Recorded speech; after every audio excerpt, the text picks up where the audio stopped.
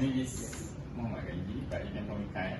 So it's easy, Farhan, and Adam. Okay. We're going to ask you a few questions about the culture of an organization in Malaysia. So how long have you been in Malaysia? I mean, since you came here, and how long? In July was 4 years. 4 years. Yeah. So when you first come here, what is the things that wow you, give you surprised about the culture here? Yeah, I mean, we had visited a few times before to see like, do we want to move here? I mean, obviously he's Malaysian, but he hadn't lived here since he was 15. I left Malaysia when I was 15. Oh, so after PMR, I went to the US. And I was there for 17, 18 years. So when I came back here, yeah, it was a long time. Yeah. Which part of the US? It was in Texas. Texas. Yeah, so we visited a few times, so I thought, okay, I think it's quite suitable to live. And we went all around Malaysia, we're like, where should we live? And I said, well, I think Penang is nice, but yeah, it's surprising. I think it was really actually quite easy for me to adapt to the culture here. People are very friendly and warm, and yeah, I mean, it's an easy place to live. You have all your conveniences still, and so it wasn't like a huge shock for me. I think moving, I think more is navigating the different cultures and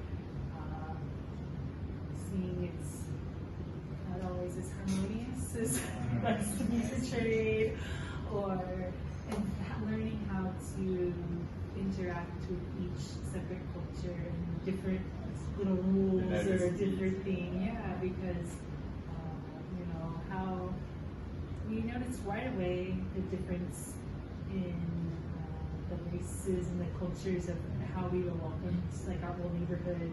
We go around trying to meet the neighbors, invite, and you know, the Chinese, even though he was Chinese, it was like very hard to get in. Like they meet you at the gate and they're friendly, they're like hi, but you stay outside. You never get invited inside. And the Indian and Malay houses like, come inside, have some tea, have this. Yeah, I think super. I think so. We live in the same neighborhood. Before.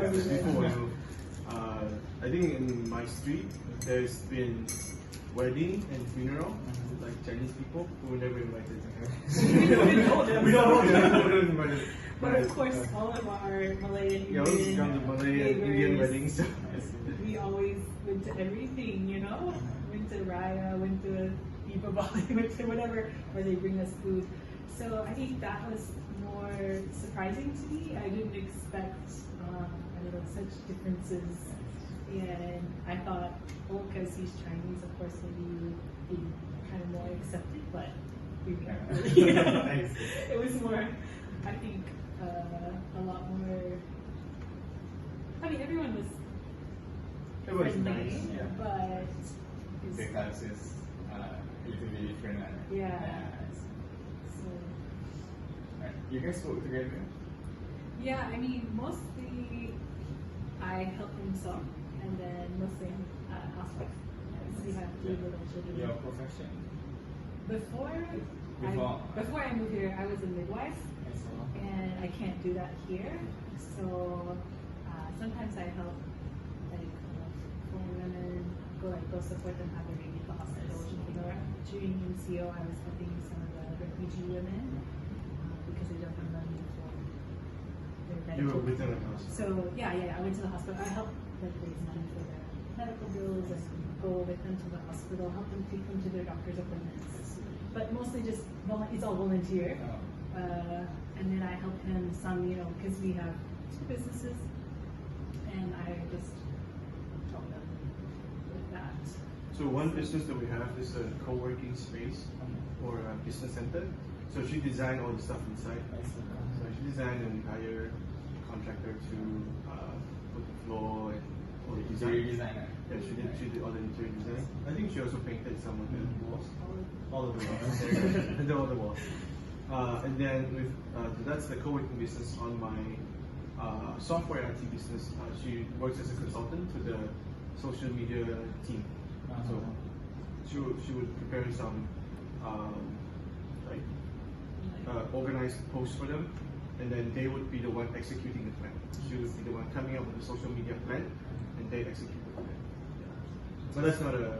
It's like a few hours. She's so good she could do a few hours a day. It's enough work for them to do the whole week. Do you guys have like any international assignment? So for the software media business, we work quite extensively in the region. So before MCO, I work a lot in Indonesia, and so my team works with the NGO in Indonesia. We do websites, we do software for them, and then we also have clients in South Korea doing the same thing. We're doing websites for them, and then just started third client in Myanmar, so doing similar stuff. And we carry a brand from the US, so we got almost like a franchise license from them. So we don't do much with the US market, but we're using the brand locally. So how's the environment here different from US? The working environment. Working environment. I would speak because I work more regionally, like in Indonesia, here, and working with our contacts in Myanmar, something like that. I think generally in this Asian context, people work hard. In the US, they are more they're more keep to their time. They're like, hey, I'm going to work from 8 to 5, then go with 8 to 5. I mean, it's probably generation difference. Like most of the guys that work for us, they're just finished university or college. Or they're in their 20s, and so sometimes they come in later, like 9:30, and then they buy, and then they work till 7. You know, but it's not like they're not hardworking. They're hardworking. They just work a little bit late. Less punctual. So less punctual. Compared to the US, they have this set time. And it's good and bad because we have to teach. I have to, in working with some of the clients, I have to be firm with them because they say, hey, why can't you just fix that right now? I said, it's 8 p.m. I said, you don't work 8 p.m. in your country, right? You know? And so unless it's something like,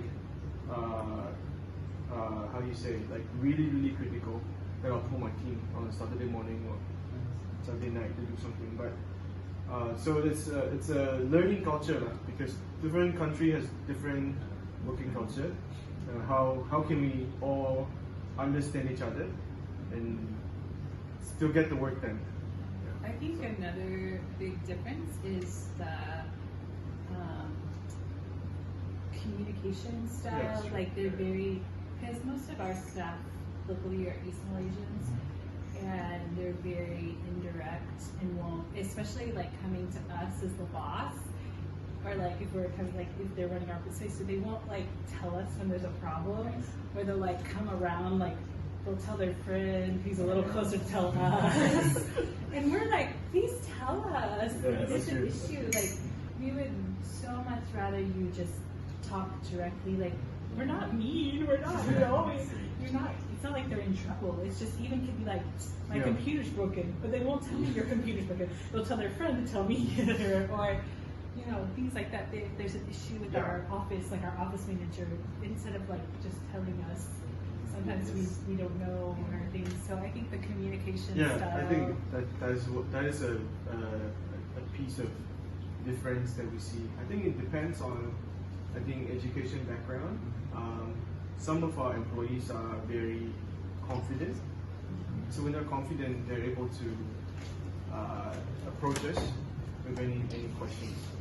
Some of them are not very confident, and so they go to their friend and the friend. And so we have two for the software business. We have two offices, one here and one in Kuching.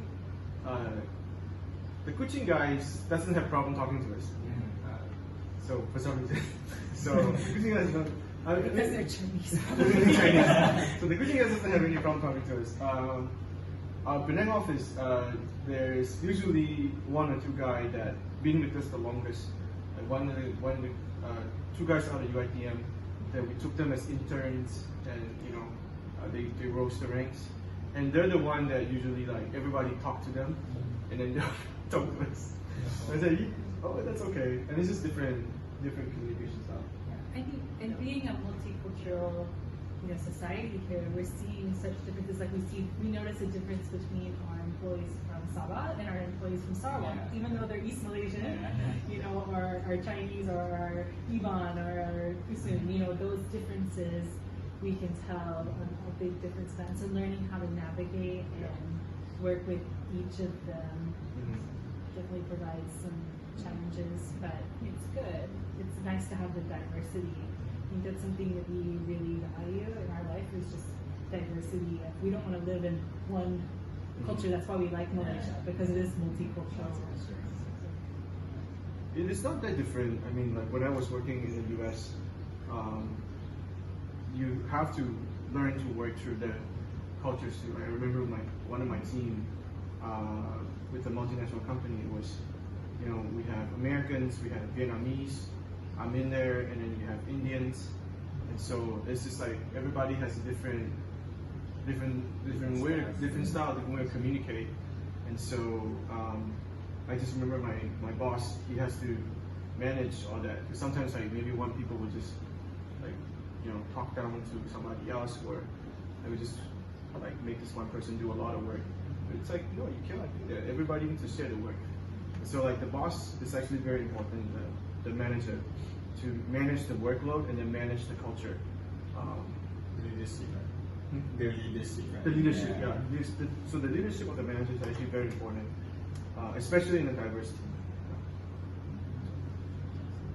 So what is the main thing you have learned in the first 6 months in Malaysia? The what? The first 6 months in Malaysia.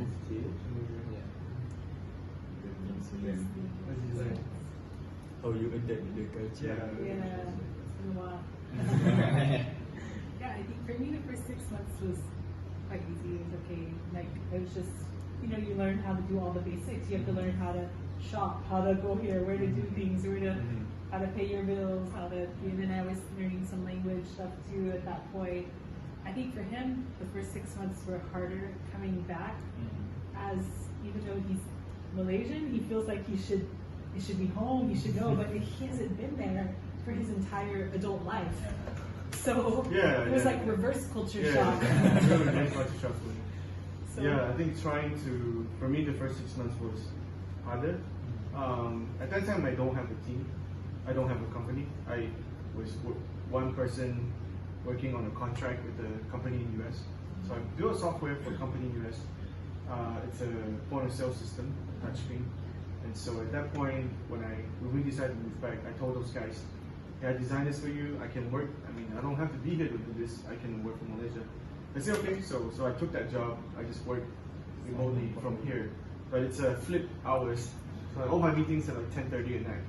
Because it's like 9 in the morning for them. So I had to flip hours. So that was an adjustment for me, just dealing the international workload. But I mean, just learning to drive. Learning to drive. Was a big adjustment. Drive on the other side. Drove on the. You actually drive. It's like you're on the other side of the car. and the other Yeah, side I of the- almost hit so many things because it's not adjusting to the side. It's adjusting to how wide your car is. Because you always estimate this way, and now you have to estimate this way. It's And not. I would always get in on the wrong side. Like if I was going to drive, I would like get in the passenger side, because in the US, Yeah, get in the wrong side of the I would like door. get in the car, but Wrong side of the door. Yeah. just silly things like that that you have to adjust. Yeah, I think another big thing was figuring out, like for me, was like, what food can I cook here? Like, because the ingredients aren't all the same. What can I find here that I know how to make? Because I don't know how to make a lot of Asian food. I know Western food, and Or maybe this thing is really expensive here that it wasn't in the US, I have to change, like, oh, we can't eat that all the time. Or, like, good beef here is expensive. I'm like, whereas in Texas it's like so cheap. You're like, there's cows everywhere. So, you know, I think like those little things of life, like they kind of, it's like everything that you're doing, you have to learn how to do a new way in those first 6 months. Figuring out schooling for our kids. We went to one school for like a week for our daughter. She was in preschool at the time, and we were like, this isn't gonna work because they do things. And she's like, Mommy, please don't make me go, you know, because it was very rigid and all this homework. And American schools for little kids, they just play. They learn ABCs, but there's no homework. She was 3. I was like, so we had to search for a school that. It's still not completely Western, but it fit more of our style, that would work with us, or it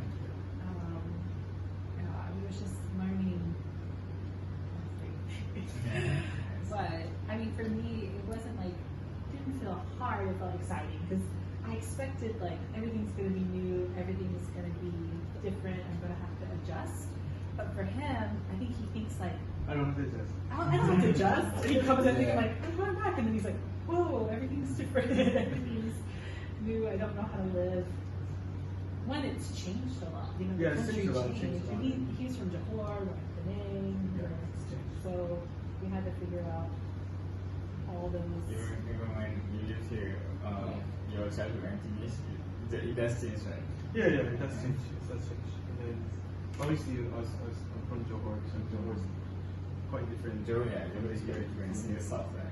It's quite different from here. And then I was from a small town, so it's different. Which town you live in? Oh yeah. It used to be a small town. It's not as small anymore, but Yeah, it's big.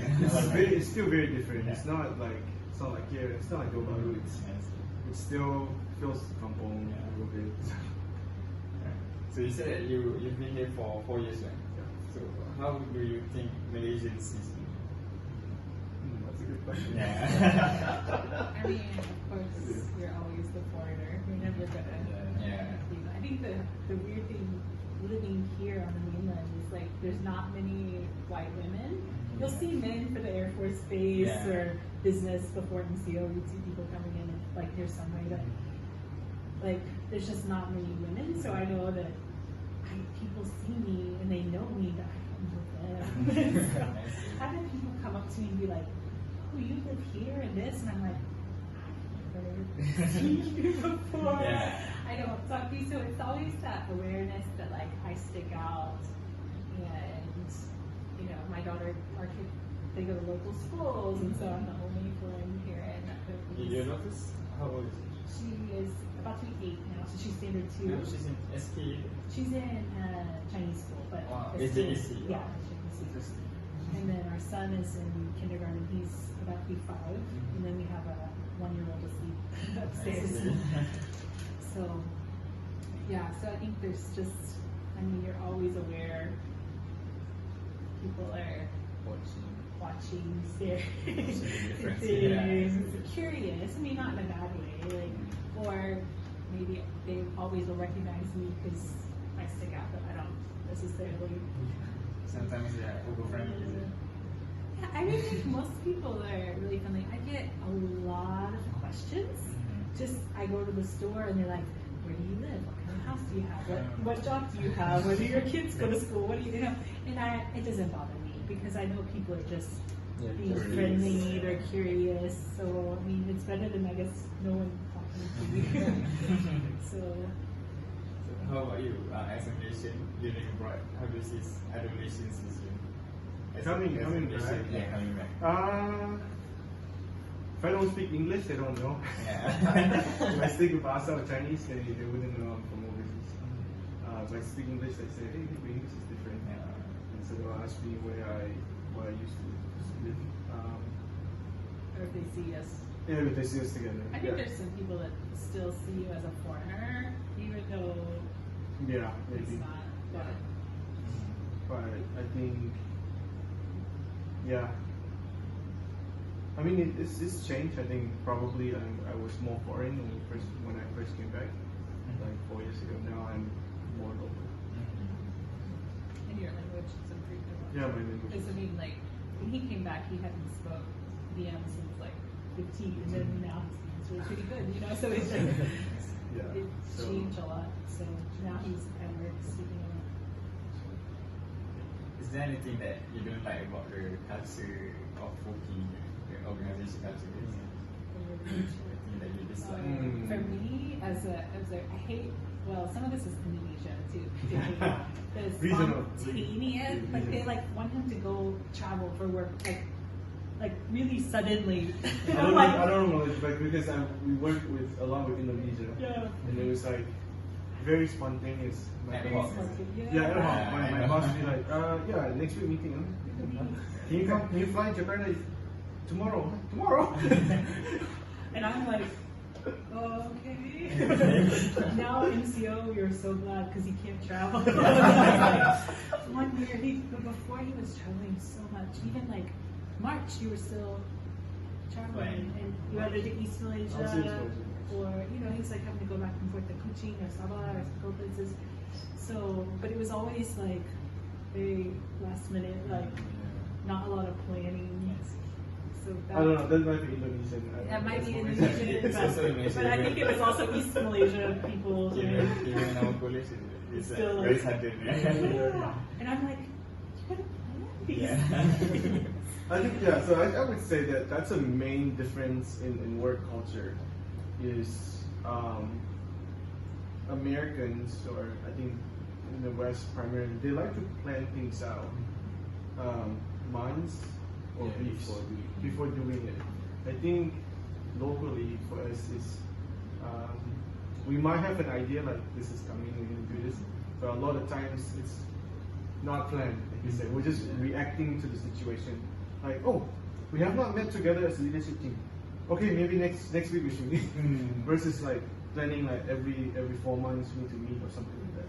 I mean, there's so many times you even like have to go to KL for 2 days, or go to Singapore, or go somewhere. You know, it's just It's like, like just quick Just sudden, last minute just last minute, yeah. meetings. So that shock. I don't know if it's Same thing. maybe I it's think- just his work. I Maybe think it's just his company, but or is it, it's the for a while I think it's because it's so cheap to fly. yeah. Like in other countries, like in US, it's expensive to fly. So you can't say like, hey, let's go tomorrow. Tomorrow, really expensive. It's gonna cost Like you. like here, is that they said, hey, you fly in 2 days. I can like I use Jakarta as an example. I can fly to Jakarta from here, like 129 ringgit or 150 ringgit. So they're like, oh, it's cheap. Just come. So, yeah, you can't do that. You can't do that in Western countries. Because it's like, oh, you want to fly in 2 days? That's like $100, $200, you know. Yeah. So that might be part of the reason. Yeah, it just takes some adjustment. Probably less. I think probably Americans have a little bit more like boundaries. Like maybe not. Some people are workaholics. It depends. Depends on your industry. I think. Okay. You're right. I think this should be the last question. Because we're ahead of our time. Okay, what's the most significant thing you have learned so far? 4 years living in Malaysia, what is the most significant thing that you learned here?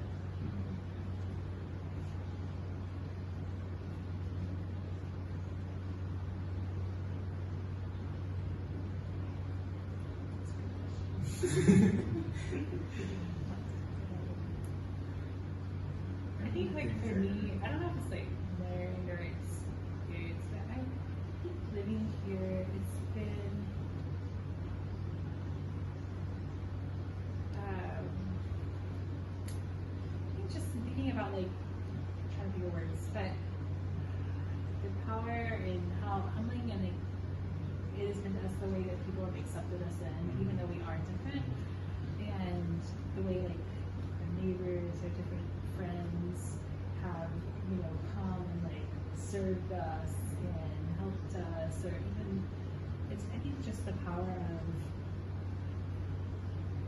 hospitality, of really, you know, knowing your neighbors, the power of that, and just because I feel like in the US life is very much like people, their houses are separated, you have a garage, you drive in, you don't see people, you don't, but just the way, seeing how our neighborhood, or in our old street, they lived so communally, even though diversity, like, we had you know, our Malay neighbors next door and Indian neighbors commercial down, but we like helped each other out. Even when we were moving, like our neighbor from next door is coming over, she's cleaning with us, they're taking stuff, we're giving them stuff. And then when we first moved here, we did like open house, they're bringing foods or bringing, or we've had Christmas parties and everyone's just bringing so much to us.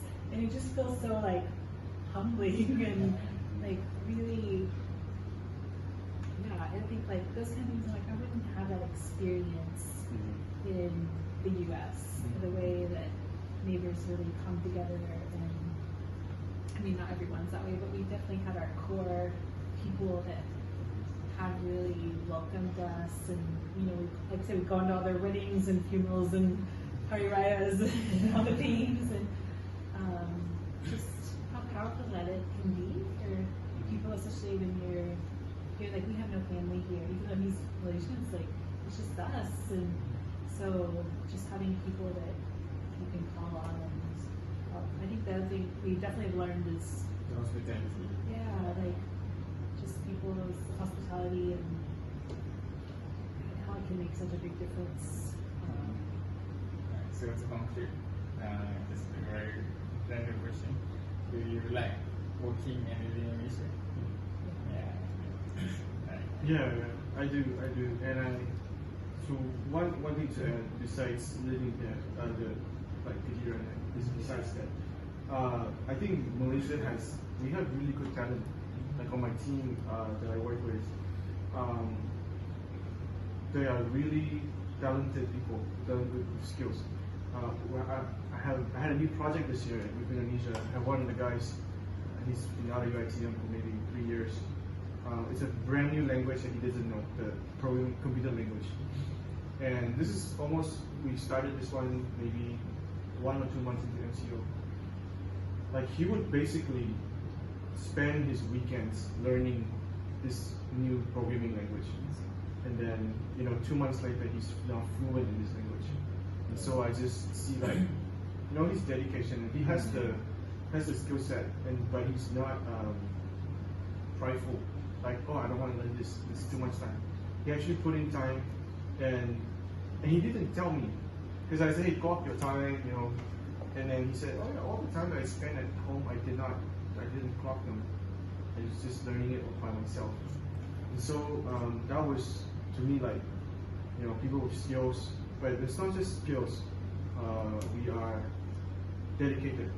And so when I showcase their work, whether we're working in Indonesia, South Korea and Myanmar, and even to the companies in the US, like I'm proud of their work because they're not second par or secondary.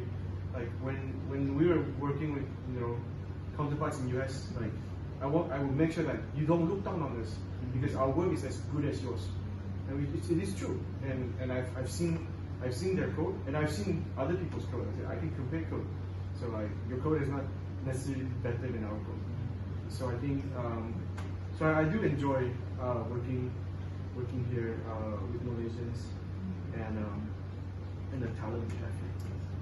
I think also like for family, I think provides a really good environment for everything. Like you couldn't have this standard of life like in the US, and like for our kids, that they're getting to really experience different cultures, and you get to travel around the region. They got to go to so many countries because it is cheap to go to Asia or whatever. They get to. We would never get to do that if we lived in America. Like the cost of living is so high there. Yeah. Or here, I mean, like we would never have a house this big ever. Yeah. Like we would have a tiny house, or he would have, now because he's able to like own a business and have more flexibility where he could work from home if he needed, or do something for the family. And so I think it provides like a lot of opportunities as a family to spend more time together and to do things that we would never get to do if we were in the US. And the cost of living is much nicer.